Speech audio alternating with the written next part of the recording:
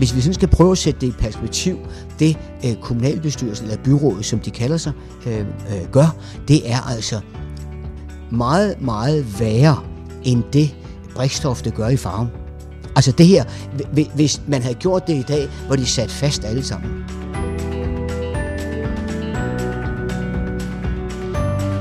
Vi står her i Anneberg Kulturparks Velkomstcenter.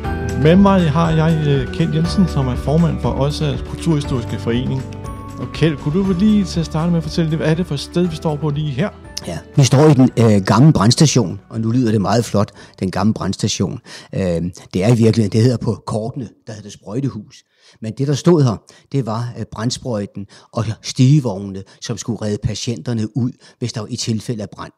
Og i rummet ved siden af, der hang brandfolkenes, eller de frivillige brandfolk på stedet, der hang deres udstyr. Og det vil sige, hvis når brandalarmen lød, så ringede man med klokken op i administrationsbygningen, og så slap man, hvad man havde i hænderne, hvis man kunne. Hvis man havde med patienter at gøre, kunne man jo ikke. Så der var et brandkorps af medarbejdere på stedet? Der var et brandkorps af medarbejdere. Det, der var lidt sjovt, det var lidt surt for de brandfolk, det var, at når de var nået ned og fået tøj på, så kom det kommunale brandvæsen og kørte forbi og kørte ud og slukkede ilden. Så det var jo sådan lidt surt. Men det brandfolkene ikke havde med, de havde ikke stigevogne. Så det vil sige, at de stiger, der stod her i rummet, de var piskenødvendigt for at få patienterne ud i tilfælde af ild. Så deres arbejde var absolut ikke spildt. Godt. Og der har været brandstationer lige fra etableringen af hospitalet? Ja, det er lavet som sprøjtehus, står der i 1915 eller 14, da tegningen bliver tegnet. Der var 3 ting i den bygning, vi står i. I rummet, vi er her, det er sprøjtehuset, hvor brandsprøjten og stigevognene stod, og i den vestlige længe, der var cykelstald, og i den anden længe, der var brændehus.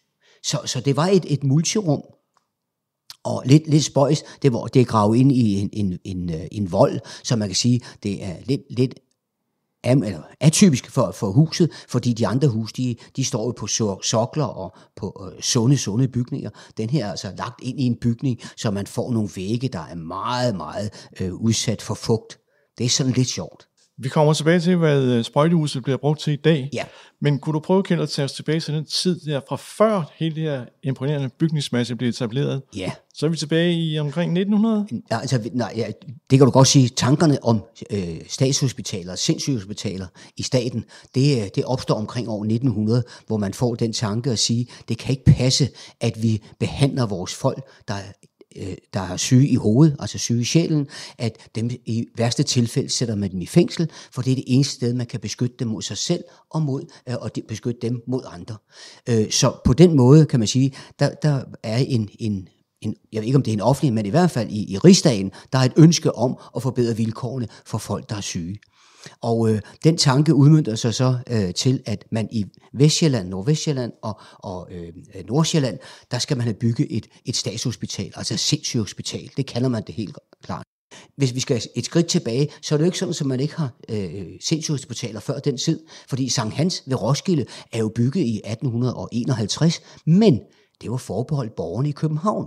Så det var altså ikke noget, staten havde indflydelse på. Og så havde man nogle private hospitaler, de kellerske stiftelser, men det kostede penge at have patienter der. Så staten siger, at vi vil lave vores eget. Og det gør man så ved at vedtage at i Folketinget eller i Rigsdagen og siger, nu vil vi bygge et x antal statshospitaler. Og så er vi frem igen ved, at Vestsjælland og Nordsjælland skal have et hospital. Og der er mange ombud. Der er jo selvfølgelig... Det er en kæmpe, altså alle kommuner kan jo se, det er en kæmpe arbejdsplads det her. Så alle er interesserede. Til sidst er feltet snævret ind i 2, og det er Nykøbing Sjælland og Hillerød.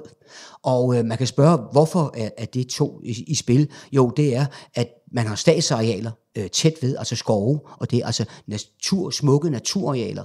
Fordi det, man allerede vidste på det tidspunkt, det var, at naturen var vederkvægende for et sygt sind. Så man vidste, fred og ro og regelmæssighed og noget smukt at kigge på, det kunne hjælpe de syge. Så da man skal til at vedtage det i Rigsdagen, der er klart flertal for, at det skal være i Hillerød. Der er så klart flertal, så arkitekten, han faktisk tegner tegningerne til hospitalet, der skal ligge i Hillerød. Vores lokale folketingsmand, eller rigsdagsmand, og han hedder Niels Jensen Nyberg, han er blevet valgt ind, og han holder en i 1912, der holder han en meget følelsesladet tale i Rigsdagen, og henviser så, at jo han året før havde han inviteret ministeren ud, og en del af de udvalgsmedlemmer, som skulle være med til at foreslå, hvor skulle det ligge.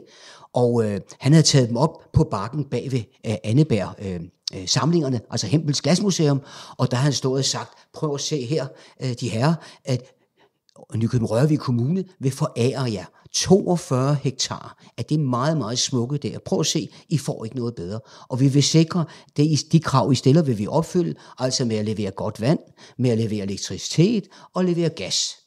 Det vil vi gøre, det lover vi, at vi gør. Dagen efter, eller 2 dage efter, skal der stemmes om det, og pludselig står stemmetallet lige.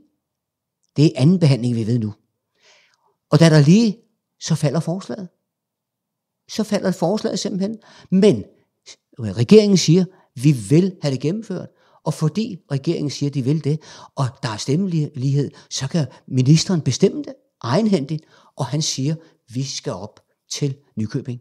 Fordi han kan godt huske besøget herop, og han siger, det må være så det sted, det skal ligge.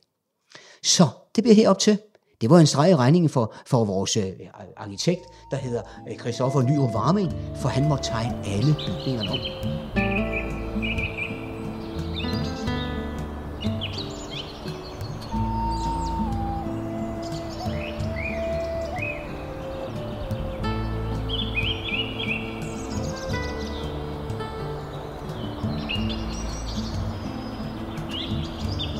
Den 29. april 1913, der bliver det vedtaget, at det skal ligge her. Og med det samme går byggeriet i gang. Altså jeg nær sagt dagen efter går det i gang. Og Warming, han må tegne de enkelte bygninger færdige om natten, og han tegner i døgndrift. Og lige så snart bygningen er færdig, så bliver tegningen revet ud af hånden på ham, og så går håndværkerne i gang. Hvis man forestiller sig de der 42 hektar, der er håndværker alle steder. Og nu kommer det, der er rigtig, rigtig smart. Det er, at fordi man lægger det her sted her, det var jeg ved ikke om ministeren havde tænkt på det, men det var i hvert fald en genistreg, fordi alle materialer kunne sejles hertil. Og det betød, at man ude i fjorden, der anlagde man en bro. På den bro, der lagde man skinner, tipvognsskinner, og så kunne man køre alle materialerne op ude fra broen af og op på byggepladserne. Og du skal forestille dig, man var i gang alle steder på én gang. Det har vi et billede af, der viser. Så man bygger altså 10-15 bygninger på én gang. Og det kan man, fordi man får sejlet materialerne til. Bare for at italesætte, hvad vi snakker lidt om med materialer, der er brugt 8 millioner mursten. Og det lyder af voldsomt meget, men på 2 år under 1. verdenskrig, så er det altså ikke lige, det er ikke en slat. På det tidspunkt er årsproduktionen 30 millioner mursten. Så det er jo ikke, fordi det er voldsomt på den måde, men der bliver bygget rigtig mange steder på det tidspunkt. Og det, der er det spændende, det er jo, vi har altså de der 30 millioner mursten, de bliver lavet på 300 teglværker. Og det vil sige, at dem, der står for byggeriet, arkitekten og hans hjælpere, de bestiller tegl eller murstenene 2 steder. Det gør de nemlig på de forenede teglværker i København og de forenede teglværker i Jylland. Og det er så teglværkernes opgave at pulje det sammen og få kørt det til nærmeste havneby, og der bliver det så sejlet hertil.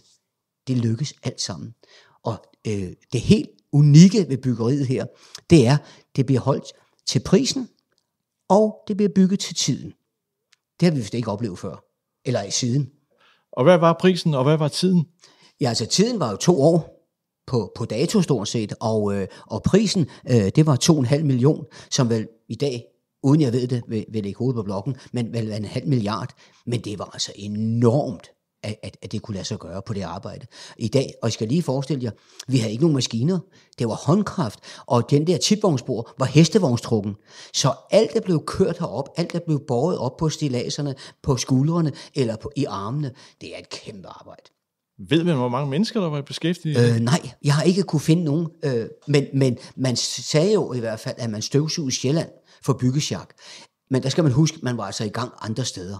Så det er ikke, men det var jo lidt af det, man gjorde på det tidspunkt, når man også brød tørv og alle de ting. Der havde man jo de her sjak, der rejste rundt. Altså man kaldte dem brobisser, det kender vi det udtryk. Det var dem, der byggede broer.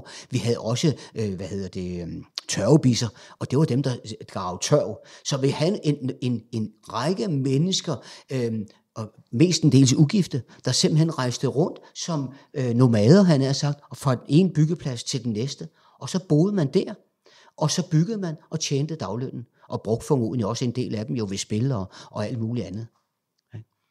Men det her, det bliver altså bygget til tiden, og i november 1915, der blev det indviet. Og du sagde det før, at det drejer sig om, at der bliver brugt 8 millioner mursten. 8 millioner mursten, og man vurderer, at der bliver brugt 1 million tagsten cirka. Tagstenene ved vi noget om, fordi der ved vi, hvor de kommer fra. Og de kommer alle sammen fra Nordsjælland. Det tætteste teglværk, der har leveret tagsten, det er Knabstrup. Så det vi er næsten hjemme i Odsherred. Det næstnærmeste, det er Hedebo, nede ved Hedehuset ved Roskilde. Og så kommer der 3 teglværker i Nordsjælland, ved Birkerød og Hammersholt og Hillerød. De har leveret teglsten. Og når man kigger på et kort, så kan man jo se, at Knabstrup, det er kørt til Holbæk. Måske endda, at de kom herop med tog. Det ved vi ikke. Vi har ikke nogen viden om det. Men den fra Hedebo, den er jo sejlet til Roskilde, sejlet lige herop. Og de 3 fra Nordsjælland, jamen de er kørt til Frederikssund og sejlet herop. Så det har været nemt, kan man sige. Det har været utrolig velvalgt af ministeren at sige, at det skal være Odsherred. Og jeg tror, at jeg kan jo ikke svare på det, men jeg har svært ved at forestille mig, at det havde gået så godt, hvis det havde været Hillerød, fordi de ikke havde vandet som transportvej. Og vandet var netop også en af de argumenter, som Niels Jensen Nyberg brugte over for Rigsdagen. Det var over Rigsdagen, han sagde, det her smukke, altså vi skal lige huske, vi har ikke nogen medicamenter mod sygdommen. Det man har, det er, at man har fred og ro, regelmæssighed, noget at lave, altså simpelthen at få skabt et liv for de her mennesker. Nogle af dem kunne jo godt arbejde. Nogle kunne måske arbejde 1 time, nogle kunne arbejde 2 timer. Og det prøver man at genskabe. Og man siger, da man starter, da hospitalet er bygget, der sagde man, at der skulle være omkring 700 patienter i gennemsnit. Det er det er bygget til. Og man forventede, at man havde omkring 1200 personale. Og der skal I huske på, at det er jo fordi, de var i døgndrifter. Men det er... Man sagde i starten, at den store udfordring for personale, det var at opfinde arbejdsopgaver. Grundtanken med stedet her, det er, at det er bygget efter et engelsk princip, der hedder havehuse. Og det, der er helt specielt, når man kigger på det, på kortet, du kan se over på væggen, det er, at hvis du kigger på det, så når vi ser på det nu, som vi gør i fugleperspektiv, jamen så kan man jo godt se, der ligger mange bygninger. Man kan også godt se, at det kan godt ligne lidt institution. Men det engelske havebysprincip, det var, at det måtte ikke ligne institution.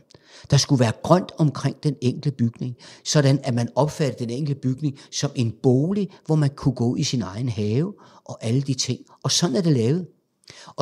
Og det udbyggede man så videre, da man skulle finde arbejdsopgaver, sådan at man havde jo græsbede, græsplæner, ikke græsbede, blomsterbede og græsplæner, og så lavede man en guds velsignelse af hække, fordi patienterne, hvis de kunne arbejde en time om dagen, og måske havde svært ved at passe et arbejde i længere tid, så kunne man altid gå og klippe hæk, eller luge et bed eller noget.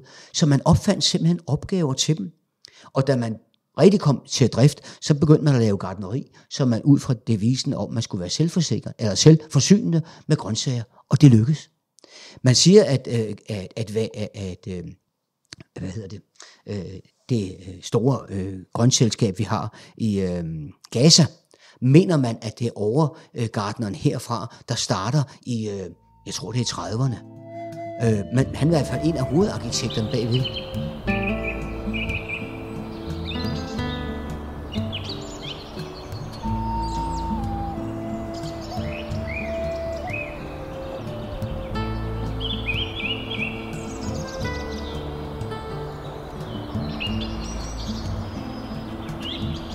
Hvor stort er det her område? Det er 42 hektar. Og de 42 hektar, de lå faktisk i Højby Kommune, hvis jeg forstår det rigtigt. Det er sådan en meget, meget sjov sag, for vi skal måske lige gå ind på det.